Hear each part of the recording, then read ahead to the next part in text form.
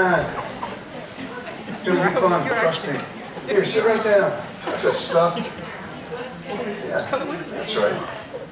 Yeah, everybody's coming down. That's the spirit.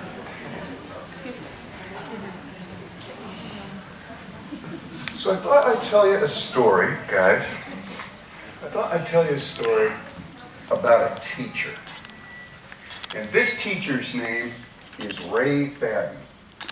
And in the olden days, when I went to school, my classmates on Jefferson, here in New York State, we learned about New York State and local history in 7th grade. Now you guys learn about it in 4th grade. Does that mean that you're 3 years smarter than we were? Yeah, I kind of think it probably does. Well, Ray taught 7th grade science. And he thought, if the kids are learning about New York State and local history in social studies, why shouldn't they learn about New York State and local science in science class? Now they call that whole language, right? And it's $350 a workshop. He's a little ahead of his time. But he made a deal with us in school. And I'm going to throw that same deal at you and see if you'd take it. Let's pretend it's a Friday afternoon and it's real late. It's late in the day. You can hear the school buses ready to come up, okay? You can hear the school buses ready to come up, and you look up on the board where I put the homework, and there's no homework for the weekend. But just before the bell rings, I turn around from my desk and I say, okay guys, who here would like 4 hours of homework for the weekend? Would you like? Yeah, it sounded like midnight on top of Mount Marcy, you know? I said, or would you rather go out into the woods and choose something that you thought was really cool in nature, and then you could come back on Monday, and if you could talk all the other kids into the fact that that's the coolest thing in nature, that's the only thing we'll study all next week. No math, no English, no social studies. Who would take that deal? Yeah. Your parents are taking that deal up here. But, you know, you got to be very careful. There's a very old saying. I don't think it's an Adirondack saying, unfortunately, but it goes, be very careful of what you wish for, because you just might get it. But in this case, it wasn't us kids that should have thought of that. It was Ray. Because we didn't go out in the woods and think of something in nature to bring back. We brought back everything that walks or crawls in the Adirondacks. One little boy brought back a Skippy peanut butter jar, and he had pencil holes in the top of it for air. Your mom's laughing because she's a teacher. She knows this is a possible thing. And inside, there were those big, hairy spiders, like live under docks. You know, yeah. And another kid brought back a mason jar, and he had wet moss in it. And it was stuffed with those slimy orange and black salamanders called newts, you know. And Sally Cook, the littlest girl in our class, brought back an 18-inch garter snake. But the coolest thing that any kid brought back, Johnny brought back in a little gray shoebox about the size of this. I went to Fairleigh Dickinson University for biology. I don't have a credit of education to my degree, but after doing art and education for 35 years, I feel it's okay to say that I feel that every class has a Johnny. We called him Last Guy Johnny. He's the last guy to show up in the morning, last guy to go to gym, last guy back, last guy to lunch, last guy out to the buses. Who do you suppose the last guy was to hand in his science project? Johnny, there you go. And he's in the back of the room, you know. And Ray goes through everybody else in the class. Finally, Johnny, the last one, he looks at, and Johnny's in Johnnyland, you know. He goes, Johnny, don't you have something you want to share with the class? He said, oh yeah, I'll be right back. And we didn't have lockers. She had a coat closet. So he went to the coat closet, and he gets out this box, and he comes up to Ray's desk like this with it. Shoves it out on the desk. Now at this point, Ray had been teaching for about 30 years. He knew better than to run out there and jerk the top off of that box. So he took a long pointer from the board, and he hooked it underneath the lid of the box. And he picked it up, and all those kids at our desk were all going. And finally, when the light got into the corner of that box, you could see it all curled up. It was a baby porcupine.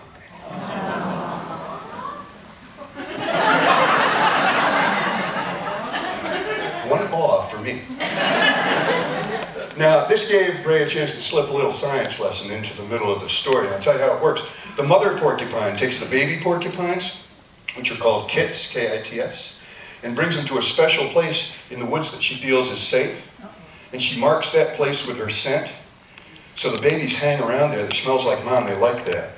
And when they're playing and distracted, mom slips away into the forest to provide food and shelter. You know, all that good stuff that parent animals seem to have to come up with.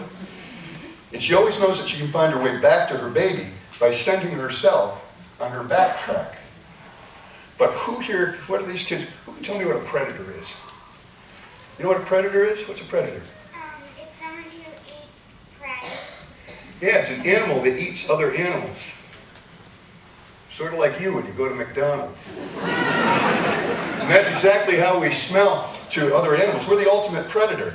And Ray was real worried. He grabbed the shoebox and took the little boy and borrowed the school station wagon from the superintendent and went tearing out to Anchiota to the place where this little boy had found this. He's an expert tracker. And when he got there, he could see very clearly by the tracks and sign that the mother had already returned for her baby, seen that it wasn't there, paced around nervously in a circle, must have scented the little boy, and she headed off in a third direction. She thought the little boy ate her baby, and she wouldn't be coming back to take care of it anymore. Now, when a baby animal is deserted by its parents up in the Adirondacks where I grew up, it can only mean one thing. No, it meant that Mr. Fadden became the proud father of a baby porcupine. He named it Needles, and he taught it to do a whole lot of cool stuff that porcupines don't usually like to do. He taught it to eat and drink out of a bowl. He taught it to poop on the newspapers under the kitchen sink.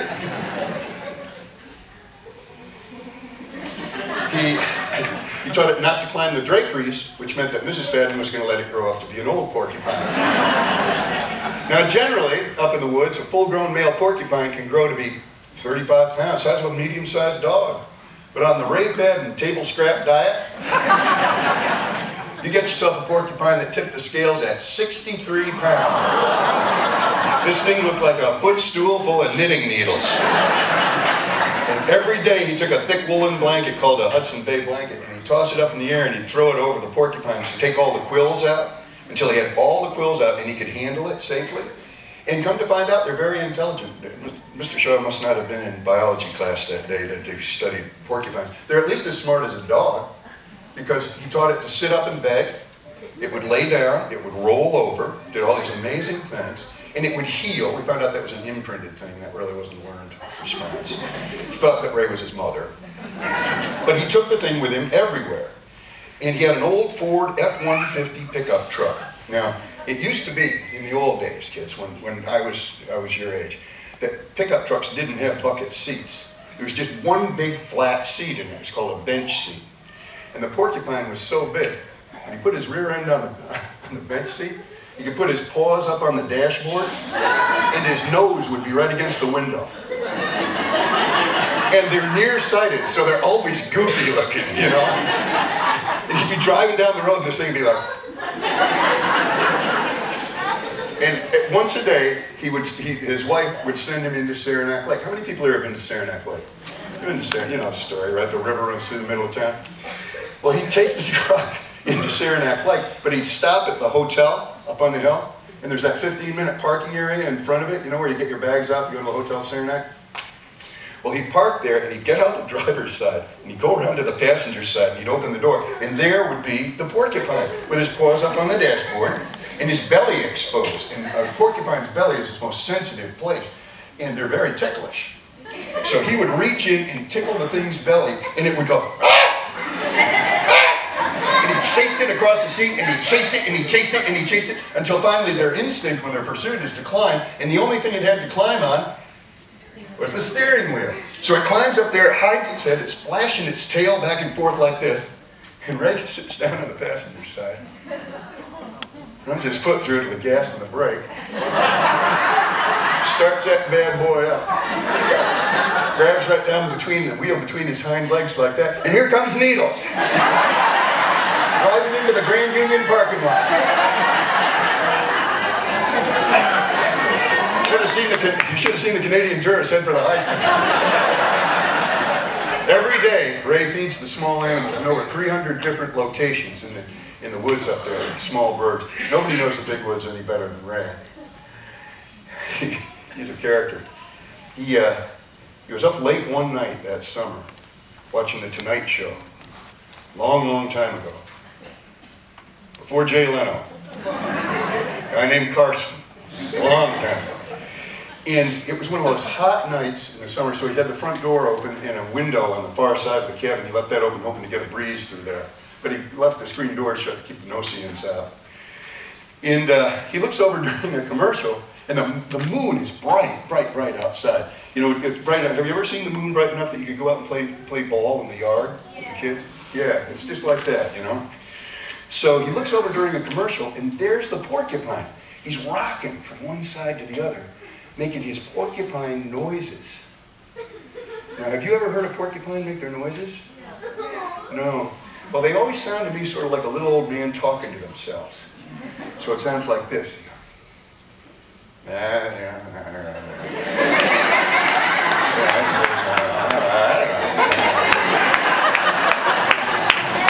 So when he saw him rocking side to side like that, he knew that it was Needles' time to go back to his porcupine people. Because my friend Ray Fadden, he's an Akwesasne man. He's a Native American from my part of the woods. I have many Akwesasne friends. Some people call them Indians. They laugh when that happens. They say, Chris, come on. We're Akwesasne people. Indians are from India, man. They wear turbans. We're from Malone. We wear feathers for the tourists. We make lousy curry. We're easy to tell apart. And they believe that every kind of animal has their own people. That there's the gray squirrel people, the black bear people, the white-tailed deer people, the human being people. And that sooner or later we all belong back with our own people. So when he saw him rocking back and forth like that, he knew it was his time to go back to his porcupine people. And even though it was hard for him, he wanted to let him go because he knew it was the right thing to do. He stood up and he opened up the door and he held the screen door open with his foot. He said, Needles, go back to your porcupine people. And the porcupine never hesitated. Went out onto the porch, climbed down the stairs, went out in the yard in the moonlight, rolled around in the dry grass. And just then, the wind came down from the big woods and it carried with it the scent of a lady porcupine. And Needles was history. But Ray was worried about it because he didn't know if he'd learned from his mother all the tricks that a porcupine needs to survive out there. You may not believe it, but we've got animals up in the Adirondacks that consider a porcupine to be lunch. So he came down with a mag flashlight a few times and shone it out there. He'd taken so much time with the porcupine. You know, he taught it all these neat things. He was worried about him. No needles. Next day, he went out into the woods to those 300 different places where he looked for any track or sign of a porcupine coming or going through that country. No needles. Now he's just despondent. He's at dinner that night, and he's talking to his wife, and all he's been talking to his wife about is this porcupine. She's driving her nuts. He says, oh, I don't know what we're going to do about the porcupine, honey. I'm worried he could be out there. He could be injured or worse. I don't know what to do. And she said, Ray, why don't you take tomorrow off and go find the porcupine? It's a great idea. I think I'll do that. I think I'm going to check on him right now. She said, good, bye. So he went out the front door and he opened up the screen door and it slipped off his fingers when he went out and it came back and it hit the door jamb with a slam. And when it did, there were 2 pine trees up on the edge of his property that were casting a very dark shadow in the middle of the 2 of them from the bright moonlight. And in that shadow, when that door slammed, he could see the form of an animal jump like that, like it was startled. So he knew that the animal knew he was there.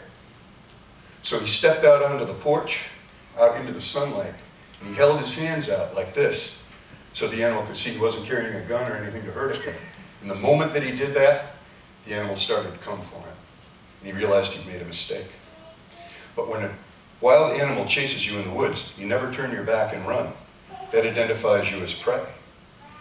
You maintain eye contact and you back away very, very slowly and deliberately. You can get a little bit lower if you want, less threatening.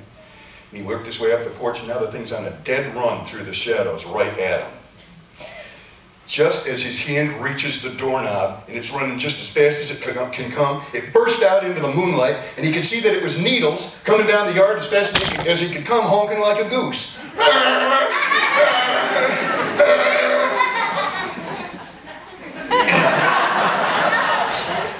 And he opened up the screen door held it open with his foot, and he looked at her and he said, "Needles, have you come home?" And the thing never hesitated, ran right between his legs, went right into the kitchen, and pooped down the newspapers under the kitchen sink.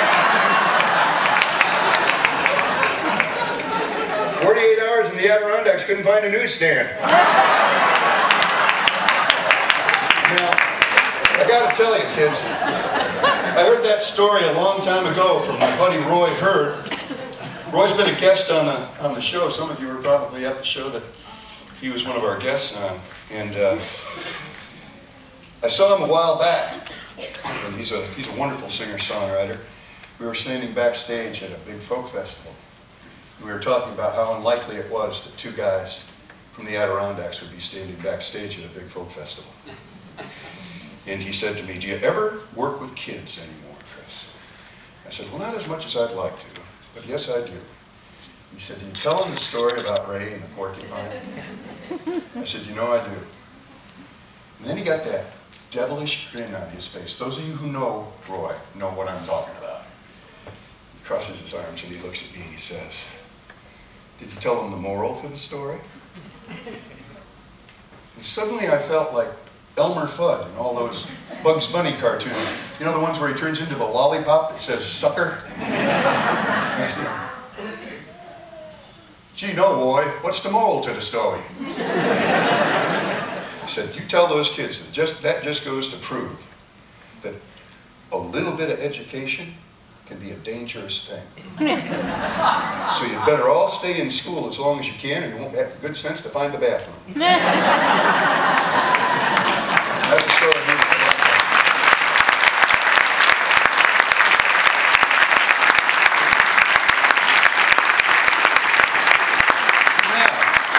Before you go, I'm going to show you a pretty neat trick. Do you know that I can make heroes appear out of thin air? Yeah, I can. I sure can. I sure can. Watch this. If you're a teacher or a school administrator or ever have been one, please stand up.